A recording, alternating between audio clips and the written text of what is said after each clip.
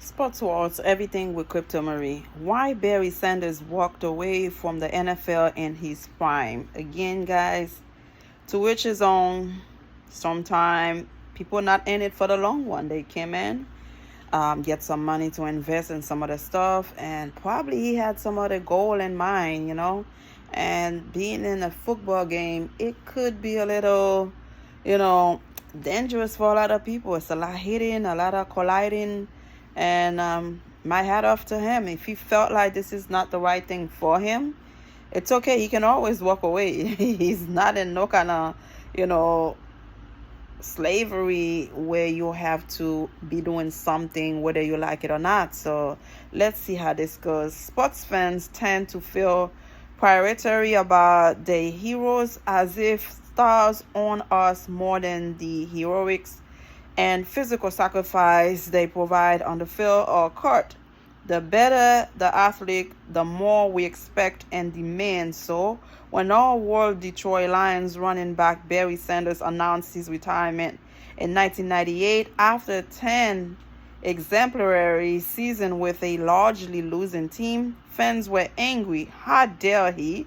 Doesn't he know we love watching him? Some of the uh, aggrievement was due to the way Sanders walked away with a fax. Remember those to team management and a quick getaway to clear his head in London.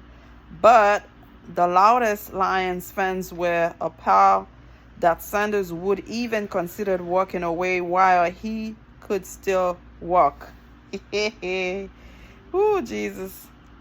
The new documentary Bye Bye Barry takes us back to the age of Barry when once a week a 5'8" bird made hulking linemen look stupid as they try to tackle it. It enlists a number of Michiganders, including Eminem, Jeff Daniels, Jamel Hill, Jalen Rose, and Tim Allen, to describe the agony of being a Lions fan, the ecstasy of watching Sanders play, and the confusion of seeing him begin a life after football. It follows Sanders himself through a return trip to London, this time with his 4 sons.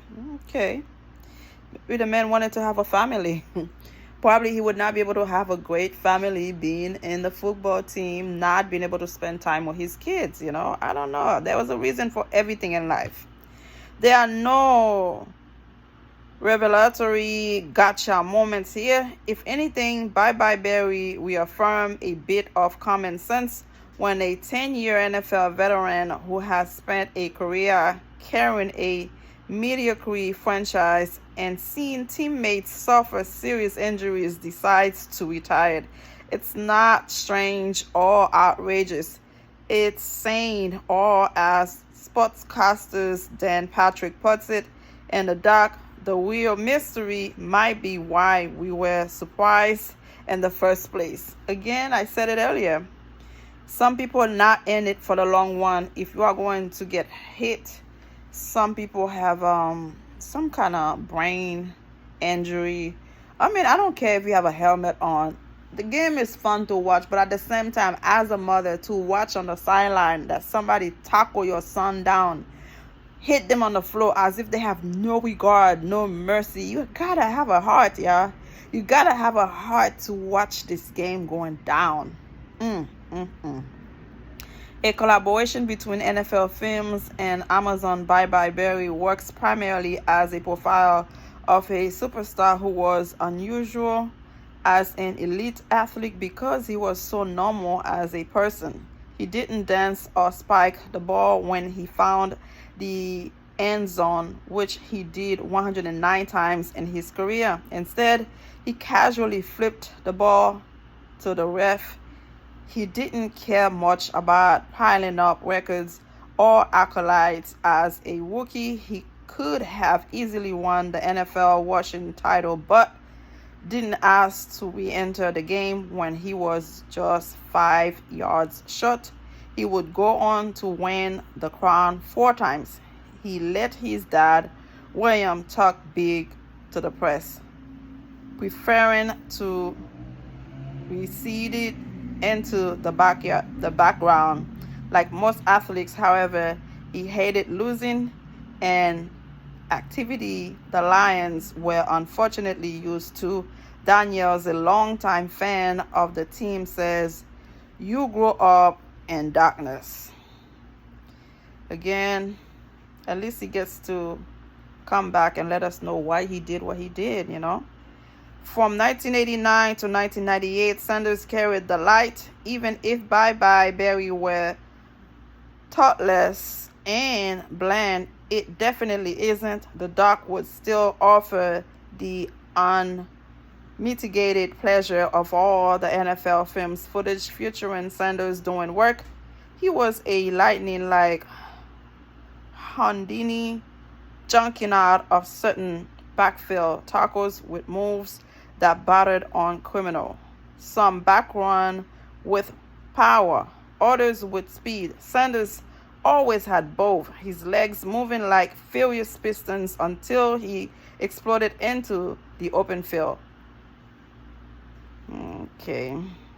But what made Sanders my favorite running back, and perhaps the athlete who gave me the most pleasure to watch, was his sense of balance. He looks like he was running on ball bearing, dipping a shoulder halfway to the ground, swerving this way and that, defying human physics. To quote a West-struck announcer calling a game in the dark, "Normal joints don't move the way Barry Sanders' joints move." Patrick compares him to Rembrandt and Picasso, and the idea seems perfectly reasonable. In both present day and archival interviews, Sanders, now 55, comes across as a serious human being who decided he had enough and didn't look back. Free agents were leaving the Lions in droves. The team was losing. He didn't really want to play anywhere else. The inner fire was gone. The average career of an NFL running back is less than 3 years. Sanders more than triple that. He have stuck around if he had the quarterback and offensive line enjoyed by his nearest peer, Emmitt Smith of the Cowboys. Maybe. But he didn't. So he sent his fax and amble into the sunset. Bye Bye Barry forgoes sensationalisms and scracking beads for an implicit statement of the obvious. Barry Sanders owes you nothing. He owes you nothing. Again, at the end of the day, the guy left because he didn't feel like he could have done it by himself. He didn't have somebody to back him up. And sometimes when you know it's time to go, it's time to go. I don't care how young or how old you are. When it is time for you to walk away with dignity, walk away knowing that you have given your all to this game. And it was time for him to go, and he did. So Bye Bye Barry, the documentary will, give you more or less why he did what he did, and I don't think he regretted. Subscribe. Bye.